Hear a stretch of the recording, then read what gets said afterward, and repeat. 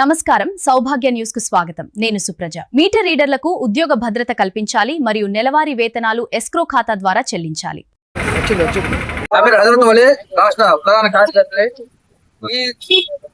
ఈ రాష్ట్రంలో విద్యుత్ సంస్థలు 4,000 మంది మీటర్లు పనిచేస్తున్నారు. గత 20 సంవత్సరాల నుంచి కూడా సంస్థ నమ్ముకొని పనిచేస్తున్నారు.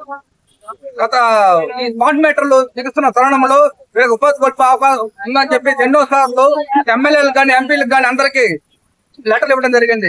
యువకాలం పాదయాత్రలో కూడా నారా లోకేష్ గారికి ఇచ్చాము, మీ గతికి మేము ఉన్నాము, మేము మీకు చేస్తామని చెప్పి మాకు హామీ ఇవ్వడం జరిగింది.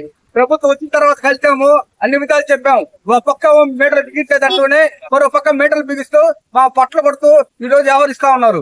మేము కోరేదల్లా ఒకటే, మాకు సంస్థలో ఉన్న ప్రత్యామ్నాయ ఉపాధి కల్పించాలని ఒకే ఒక డిమాండ్ అడుగుతున్నాం.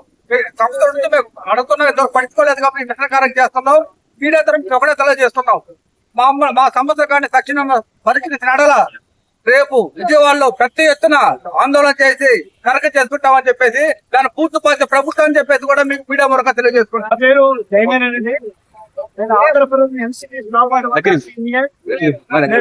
ప్రధాన కార్యదర్శి. ఈరోజు మన విద్యుత్ సంస్థలో 3 కంపెనీలలో గత 4 రోజులుగా నిరాహార దీక్ష చేస్తున్నారు.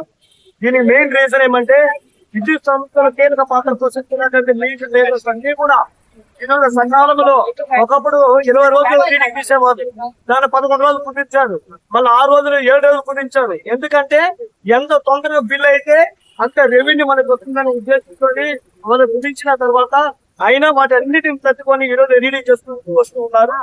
కాలక్రమేణా ఈ రోజు సంస్థలో భాగంగా ఈ రోజు స్మార్ట్ మీటర్ అనేది ఈ రోజు తీసుకొచ్చేసి దీని ద్వారా స్మార్ట్ మీటర్ అనేది బిల్డింగ్ అనేది రాదు కాబట్టి దాదాపు ఈ రోజు వరకు 9 కోట్ల సర్వీసులు ఉన్నాయి.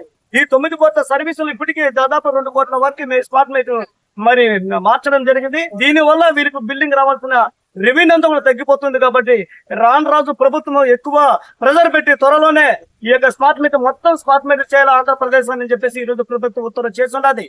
ఇలా చేయడం వల్ల ఏమైపోతుంది, ఈ బిల్డింగ్ వాళ్ళకి కూడా ఏమైపోతుంది, రాను రెవెన్యూ తగ్గిపోయి వాళ్ళకి పోయే పరిస్థితి ఉంది. కాబట్టి గత 20 సంవత్సరాలుగా పనిచేస్తున్నటువంటి వీళ్ళందరికీ ఉద్యోగ భద్రత కల్పించాలనే ఉద్దేశంతోనే గత 6 నెలలుగా ప్రభుత్వం సంవత్సరంగా అనేకమైనటువంటి అధికారులను చంద్రబాబు నాయుడు గారిని, లోకేష్ గారిని, పవన్ గారిని అందరూ కలిసి ఆ రోజు పాదయాత్రలు చెప్పారు. దీన్ని ఖచ్చితంగా న్యాయం చేస్తాము, మిమ్మల్ని పర్మనెంట్ చేపిస్తామని చెప్పారు.